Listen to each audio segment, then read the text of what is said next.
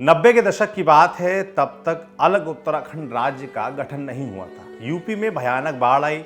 बाढ़ राहत के लिए फंड आया। गढ़वाल जिले के तत्कालीन जिलाधिकारी ने बाढ़ राहत के लिए नाव खरीदने का हुक्म दिया। सचिवालय के छोटे अधिकारियों में कानाफूसी शुरू हुई कि पहाड़ में नाव कैसे चलेगी, कहां चलेगी, लेकिन जिलाधिकारी नहीं माने। नाव खरीदी गई, हुआ वही जो होना था। पहाड़ी इलाका होने की वजह से नाव का कोई इस्तेमाल नहीं हुआ। जिलाधिकारी महोदय का भी तबादला हो गया और नाव खरीदने के लिए जिस फंड का इस्तेमाल हुआ उसे आपत्तिजनक लेन देन में डाल दिया गया। आप सोच रहे होंगे कि ये किस्सा हमने आपको क्यों सुनाया, यह आपको कुछ देर में समझ आ जाएगा। नमस्ते, मेरा नाम है सौरभ और आप देखना शुरू कर चुके हैं हमारा नया कार्यक्रम यूपी में आज। सबसे पहले आज की यूपी की सुर्खियां देख लेते हैं। पहली सुर्खी, प्रदेश में कोरोना मरीजों की संख्या में भारी कमी देखने को मिली है, लिहाजा सरकार ने फैसला किया है कि वीकेंड लॉकडाउन में ढील दी जाए। अब प्रदेश में सोमवार से शनिवार सुबह 8 बजे से रात 10 बजे तक की सभी पाबंदियां समाप्त कर दी गई हैं। हालांकि इस दौरान सभी को कोरोना प्रोटोकॉल का पालन करना होगा। आदेश में कहा गया है कि मास्क पहनना व 2 गज की दूरी का पालन करना पहले की तरह ही जरूरी रहेगा। दूसरी सुर्खी, किसान प्रोटेस्ट और इस वजह से बीजेपी को होने वाले नुकसान के डैमेज कंट्रोल से जुड़ी है। यूपी चुनाव को देखते हुए बीजेपी ने फैसला किया है कि समूचे राज्य में किसान पंचायतों का आयोजन किया जाएगा। किसानों तक सरकार का पक्ष पहुंचाने के लिए पार्टी के नेता और कार्यकर्ता गांव-गांव जाएंगे और किसानों से संवाद स्थापित करेंगे। पार्टी ने फैसला इसलिए किया है क्योंकि उसको लगता है कि कृषि कानूनों के खिलाफ हो रहे प्रदर्शन की वजह से उसे नुकसान उठाना पड़ सकता है। आपको यह भी बताएं कि 29 जुलाई को यूपी बीजेपी ने ट्विटर पर किसान प्रोटेस्ट से जुड़ा एक पोस्टर जारी किया था, जिसका लहजा चेतावनी भरा था, जिस पर खूब हंगामा भी हुआ था। तीसरी सुर्खी, राज्य में कोरोना वैक्सीनेशन से जुड़ी हुई है। अब शनिवार के दिन वैक्सीन की सेकेंड डोज ही लगाई जाएगी।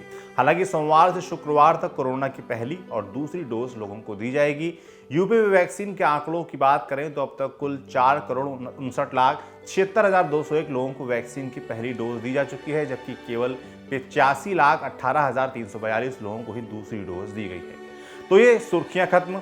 अब आते हैं बड़ी खबर पर, जिसमें हम बात करेंगे उत्तर प्रदेश में कहर बरपाती बाढ़ के बारे में। मगर सबसे पहले ये वीडियो देखिए। इसमें हमारी सरकार के द्वारा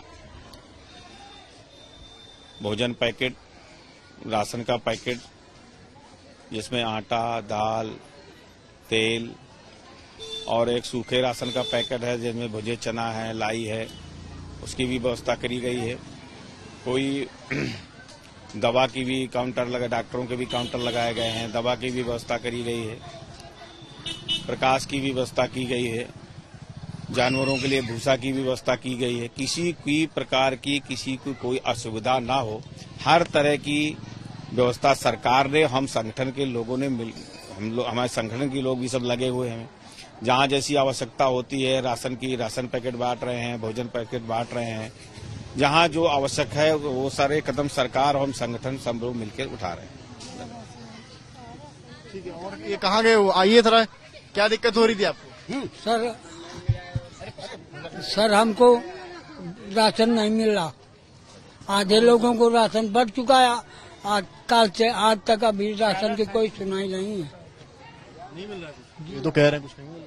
सब लोगों को मिला हुआ है। इनकी कोई असुविधा है तो हमारे साथ राशन मिला नहीं है। बताओ कुछ कहाँ मिला है? बताओ सर, राशन नहीं मिला है, कोई बता दे पूरी जनता। खाना मिला, राशन नहीं मिला, खाना मिला। साइन करवा लेते सर, बाकी कह देते साइन करवा लिया है, राशन नहीं मिला है। न किसी को भोजन मिलता है, न राशन नहीं मिला, खाना मिला। ये वीडियो यूपी के हमीरपुर जिले के एक बाढ़ राहत शिविर का है और इस वीडियो को देखकर पहला शब्द जो मन में आता है वो है अवसर, और इसमें आपदा जोड़ दीजिए तो बनता है आपदा में अवसर। तो यही काम किया वीडियो में नजर आ रहे नेताजी माने भाजपा जिलाध्यक्ष ब्रजकिशोर गुप्ता ने। राहत शिविर में मीडिया की टीम पहुंची तो खुद भी पहुंच गए और लगे बताने कि ये काम हुआ, वो काम हुआ। पर अब जनता चतुर हो गई है, उसने पकड़ लिया और आ गई और कैमरे पर ही हड़काने लगी। एक बात और बताएं, थोड़ा हैरत में पड़ सकते हैं। दरअसल ये वही इलाका है जहां एक दिन पहले यूपी के मुख्यमंत्री योगी आदित्यनाथ ने हवाई दौरा किया था। खैर, ऐसी तस्वीरें हर ऐसे मौके पर आती हैं। कोरोना के दौर में हमने देखा कि कैसे आलू 1 दर्जन, दयालु 2 दर्जन टाइप मामला खूब चला, तो अब बाढ़ आई है। दयालु लोग यहाँ भी कहाँ पीछे रहने वाले थे फोटो खिंचवाने से। वापस बाढ़ पर लौटते हैं। हमीरपुर के बाद आपको प्रदेश के सबसे हाई प्रोफाइल जिले वाराणसी लिए चलते हैं। यहाँ एक गांव है रमना। 40,000 की आबादी वाले इस गांव में हर तरफ पानी ही पानी है। गांव का आंगनबाड़ी केंद्र, स्वास्थ्य उपकेंद्र और सामुदायिक शौचालय तक पानी में डूब चुके हैं। गांव के लोगों का कहना है कि हर साल की यही कहानी है। बाढ़ राहत के लिए जो सर्वे होता है वो अंग्रेजों के जमाने जैसा है। सुनिए ये गांव वाले क्या कह रहे हैं। छोटू जी, क्या करते हैं आप आमतौर पे और इन दिनों क्या करना हो रहा है, क्योंकि बड़ी आफत की बारिश हुई है और उसके बाद जल प्रलय की स्थिति पैदा हुई है। देख रहे हैं सर कि इस समय फसल की खेती हम लोग कर रहे हैं। जो सब्जी उब्जी उगाया थी हम लोग इस समय, मतलब वो महीने समय में, बरसात समय में देख रहे हैं सब जितना भी सब्जी लगा सब बुड़ चुका है, इस समय डूब चुका है पानी से। इधर तो बाढ़ आया है। उधर जो पीछे हमारे तरफ पूर्व साइड में है गंगा माता, वो भी उधर से उफान पे है। सारी सब्जियां बुड़ चुकी उधर भी, और ये बीच में भी हम बीच में यहाँ से ये पानी है, बीच में वो पानी है, बीच में भी पानी आ रहा है यहाँ पर। ये मतलब पूरी सब्जी कहीं कुछ बच नहीं रहा है, सब कुछ एकदम पूरा भैया तबाह हो जा रहा है, सब खत्म हो जा रहा है। अपने आप फसलों को या खेतों को देख के आ रहे हैं, वहाँ क्या है स्थिति है? जा रहे हैं देख क्या संतोष कर रहे हैं, देख करके कितना बुरा है, कितना नहीं बचा है, कितना क्या है क्या नहीं है, सब देख रहे हैं। इसी में जो है सो क्या करेंगे, अब जा रहे हैं देख रहे हैं अपना वही। और भी युवा किसान हैं, अपना नाम बताइए। पूर्णिमा शंकर। ये बताइए कितना नुकसान हुआ है इस बार बाढ़ के चलते, आप लोगों को कितना नुकसान का सामना करना पड़ा और क्या हर साल इसी तरह की स्थिति होती है? एवं एक अपॉन 3 मतलब 3 हिस्सा करीब फसल नष्ट हो चुकी है। जो भी है आपके सामने है, आप देख सकते हैं। ठीक, जैसा कि कल हमारे जो भी प्रस्ताव रखी गई थी कल हमारे ग्राम प्रधान द्वारा कि जो गंगा के तटीय क्षेत्र है तटबंध के लिए जो बांध बनने के लिए था, उस पर कल विचार किया गया था। ठीक, मतलब ये विचार 2013 से जो बाढ़ आई थी, जो 82 पॉइंट कुछ करके था, तो उस प्रस्ताव से रखा गया था। अभी आज तक वो क्लियर नहीं हुआ है। अगर वो क्लियर हो जाता है, बन जाता है, तो बाढ़ आज ही नहीं आपको। तो तटबंध अगर बन जाता तो स्थिति ऐसी न बनती।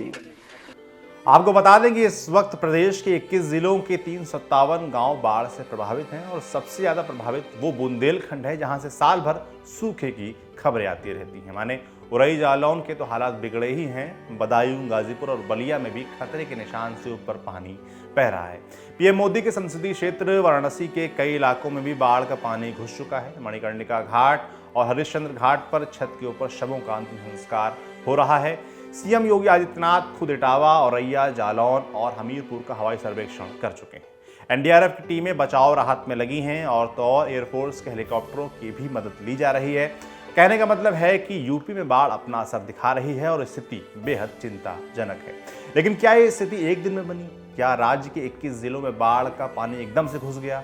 ऐसा हो नहीं सकता। लेकिन यूपी के जल शक्ति मंत्री के माने तो ऐसा ही कुछ हुआ है।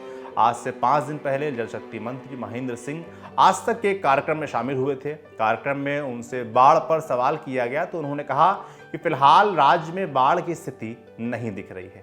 समझना मुश्किल है कि कौन से चश्मे से देखते हैं जनाब, जरूर सरकारी वाला होगा। जाते जाते देख लीजिए उन्होंने क्या कहा था। बहुत अच्छी बात आपने बताई है। पूरे उत्तर प्रदेश में जिस तरीके से फ्लड कंट्रोल हुआ पिछले 5-4 सालों में, पूरे भारत के अंदर एक केस स्टडी बन गया है। अभी भारत सरकार के मंत्री आदरणीय गजेंद्र सिंह शेखावत जी आए थे, उन्होंने देख करके आश्चर्य व्यक्त किया। आपको मैं जानकारी के लिए बताना चाहता हूं और आपको गूगल पे मिल जाएगा। 2015 और 16 में उत्तर प्रदेश में 15 लाख हेक्टेयर जमीन बाढ़ से प्रभावित हुई थी और वही उत्तर प्रदेश हमारा आज की तारीख में 2020-19 में 12,000 हेक्टेयर जमीन हमारी प्रभावित हुई। हम लोगों ने 170 परियोजनाओं को पूर्ण किया, 242 परियोजनाओं का लोकार्पण किया। पूरे उत्तर प्रदेश में ड्रेजिंग करके, चैनलाइज करके हमने धारा को परिवर्तित किया। अभिनव प्रयोग उत्तर प्रदेश ने किया। और आपकी जानकारी के लिए मैं बताना चाहता हूं, जब मध्य प्रदेश, राजस्थान, गुजरात, आसाम, बिहार में तबाही थी बाढ़ से, तो मेरा उत्तर प्रदेश पूरी तरीके से सुरक्षित था और आज भी मेरा उत्तर प्रदेश पूरी तरीके से सुरक्षित है। बाढ़ या आपदा की स्थितियों पर यह सरकारी रवैया नया नहीं है। अब थोड़ी बात बाढ़ के इर्द गिर्द हो रही राजनीतिक बयानबाजी की कर लेते हैं। समाजवादी पार्टी ने योगी सरकार को बाढ़ से निपटने में पूरी तरह से नाकाम बताया है। पार्टी का कहना है कि पिछले 4 साल तक सरकार सोई हुई थी और जब बाढ़ आ गई है तो काम करने का दिखावा कर रही है। सुनिए समाजवादी पार्टी के प्रवक्ता अभिषेक राय क्या कह रहे हैं। देखिए 4.5 साल हो गए ये कुंभकर्ण नींद सो रहे थे। बाढ़ तो हर साल आती है, क्या व्यवस्था करी इन्होंने? कितने बांध मजबूत किए, क्या किया इन्होंने? इन्होंने कोई प्रबंधन नहीं किया। अब चुनाव आ रहा है तो हवाई दौरा कर रहे हैं। ये भाजपा की सरकार जो है हवाई किले बनाने में बहुत मशहूर है, इसलिए हवाई दौरे इनके होते रहे। करने दीजिए। समाजवादी पार्टी का कार्यकर्ता माननीय राष्ट्रीय अध्यक्ष जी के आदेश पे बाढ़ पीड़ितों की मदद के लिए उतर चुका है और हम समाजवादी जनता के बीच में रहेंगे और जनता की मदद करेंगे।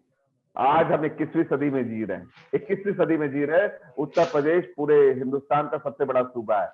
यहाँ के मुख्यमंत्री ये कह रहे हैं कि वो बाढ़ का प्रबंधन करने में असमर्थ है, तो इस्तीफा दे दो ना। क्यों सरकार में बने हुए हो? चुनाव करा लो आप।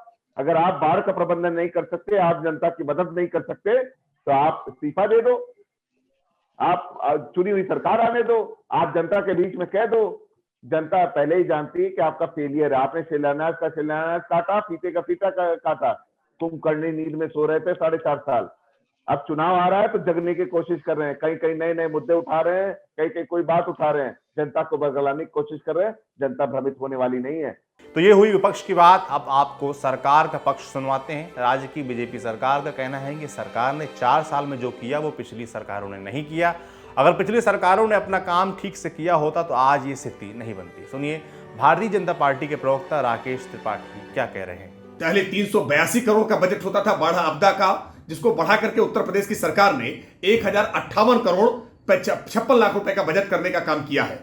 2014 और 17 के बीच में अगर देखें तो कुल टोटल 256 परियोजनाएं ऐसी थी जो बाढ़ और आपदा राहत से निपटने के लिए बनाई गई थी। लेकिन आज उत्तर प्रदेश में 536 परियोजनाएं चल रही हैं जो बाढ़ से निपटने के लिए काम कर रही हैं। और यही कारण है कि अगर आप पिछले 4 वर्षों में देखेंगे तो बाढ़ की संभावनाएं पहले की तुलना में कम हुई हैं। बाढ़ से जनहानि कम हुई है, धन हानि कम हुई है। और इस बार सरकार ने घोषित किया है कि अगर बाढ़ से कहीं पर भी जनहानि होती है तो 4 लाख रुपए उनको देने के लिए उनको एक मुआवजा राशि के रूप में दिया जाएगा। जहां किसी का पक्का मकान या कच्चा मकान अगर पूरी तरह से ध्वस्त हो जाता है तो मकान ध्वस्त हो जाने पर मुख्यमंत्री आवास के तहत उनको आवास दिया जाएगा। इस सरकार में या उससे पहले की मायावती सरकार में बाढ़ को लेकर के हमेशा बंदर बांट हुआ करती थी। बाढ़ की आपदा राहत राशि को लेकर के बड़े घोटाले और भ्रष्टाचार हुआ करते थे। आज इस बात को हम जिम्मेदारी के साथ कह सकते हैं कि भारतीय जनता पार्टी की सरकार में बाढ़ के बाद हमने जख्मों पर मरहम लगाया है। किसी प्रकार के भ्रष्टाचार होने की कोई संभावना। आपने सबकी बातें सुन ली। अब आपके बोलने का समय है। कमेंट करके बताइए कि आपको हमारा ये नया शो कैसा लग रहा है। अगर कहीं सुधार की गुंजाइश है तो जरूर बताइएगा। आज के लिए इतना ही। कल फिर मिलेंगे। शुभ रात्रि। शुक्रिया।